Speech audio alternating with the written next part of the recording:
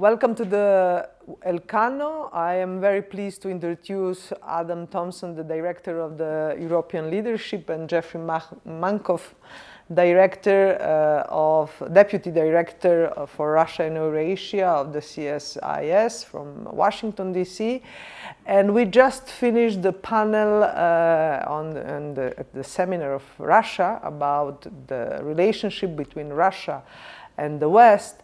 And please tell me your opinions about how do you see the future of the relationship between Russia and the West? Do you want to go first, Jeff? Sure, put me on the spot. I don't think it'll be a surprise to hear me say that I think for the near to medium term future it's going to be difficult. The list of outstanding issues between Russia and the West is long. And as we discussed during the session, there's a real sense of vulnerability and insecurity in both Western capitals and in Moscow that mean it's politically difficult for either side to compromise, to give way. And domestic political dynamics, especially in the United States, reinforce that trend. So I think that there's a long list of problems and a long list of potential flashpoints, none of which have easy answers in the next couple of years.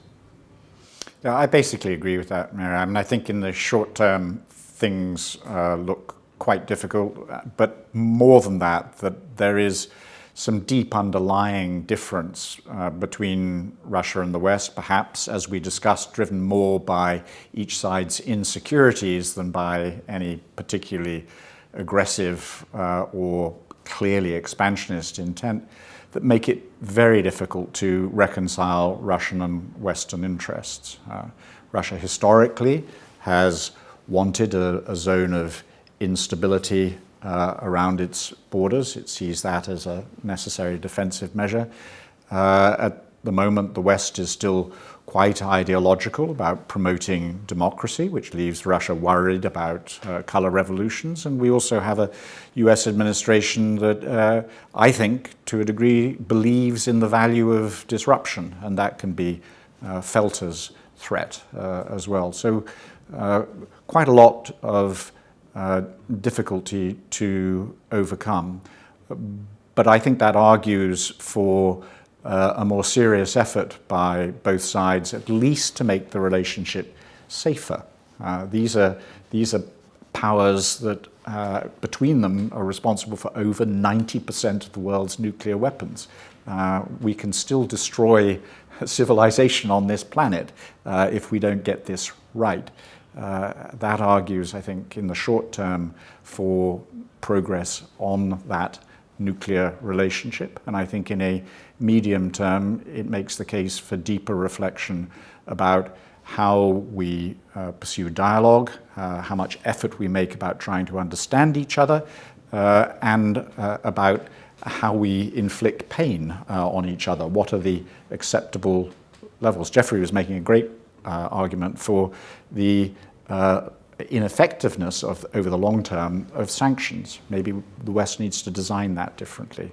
Maybe the West needs to get over its obsession with cutting dialogue every time Russia does something bad.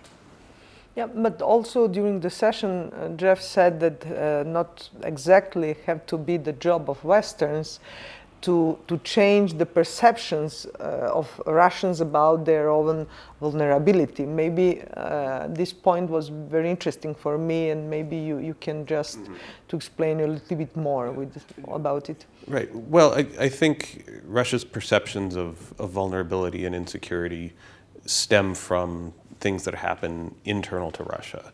And the West can't necessarily suss out what those are, doesn't always understand them. I think when the West is making policy choices, whether it's about NATO expansion, whether it's about support for a particular government, whether it's democracy promotion, obviously it has to keep the Russian reaction in mind, and I think often the West has failed to do that. At the same time, though, if Russia is not consistent or not successful in articulating what it considers to be its vulnerabilities or its red lines or its reactions, I think the scope for misinterpretation and mistakes and therefore crises is much greater. And so as much as I think the West needs to be attuned to Russian reactions to the various policies that it undertakes, first and foremost in Europe, I think it's incumbent on Russia as well to be clear and to be consistent about how it sees these problems so that you can have a real dialogue. Yeah. Last question for both and very quick response. Are you optimistic or pessimistic in about the future of relationship between Russia and the West?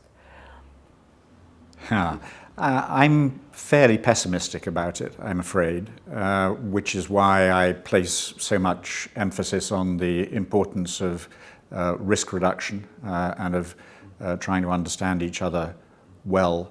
I'm pessimistic because I think I do share the general view that the Russian economic model is probably not very viable in the long run. And I don't share the current pessimism about the West. I think for all the Munich Security Conference theme of Westlessness, that in fact the West is everywhere globally. It is incredibly powerful in soft power terms, and that is going to remain very threatening for an autocratic regime like Mr. Putin's or anything that succeeds him. And that builds in a tension that the West can do very little about. I'm also fairly pessimistic over the short to medium term. I think that the political situation, both in key Western countries, above all the United States, and in Russia, make it difficult to engage constructively on the sources of disagreement that have made the relationship so difficult. And I would agree with Adam that the focus during that short to medium term really does need to be on opening lines of communication, of reducing the risks of confrontation, and managing the consequences of disagreement. Over the longer term, I think there is some possibility that things might get better, precisely because, as one of the things we discussed this morning suggests, the nature of the problems that we all face and are going to face over the coming decades will come from elsewhere. If the biggest challenge that humanity faces in the 21st century stems from climate change, then the US, Russia, the West and Russia have an enormous incentive to figure out how to cooperate in ways that are going to lessen the risk of those kind of problems overwhelming them both. I don't think we're there yet. I think we need to get through what may be a period of very intensive disagreements that may last for years, 5, 10 years certainly, before we worry about that. But over the longer term, I think the nature of the problems that we face is changing to the extent that in some ways we won't have the luxury of having this kind of a relationship. Okay, thank you very much.